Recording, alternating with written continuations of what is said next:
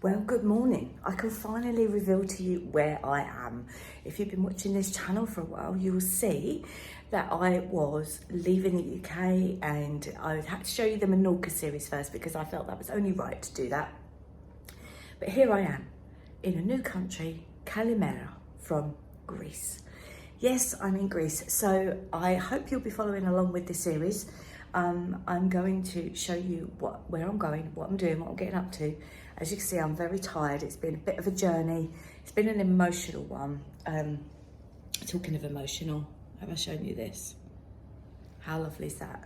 So what I'm going to do is I'm going to show you a pack with me video, how I got my Greek visa to come and stay here for so long, and stuff like that. And then we're also going to get on to showing you around some hotels and showing you around the island. So at the moment I am in Kos.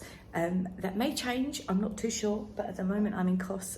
Tomorrow I'll be going to Turkey just for a quick visit, so I will take you with me for all of it, of course. So I hope that you'll enjoy it. If you are new here, hello, my name is Louise Usher.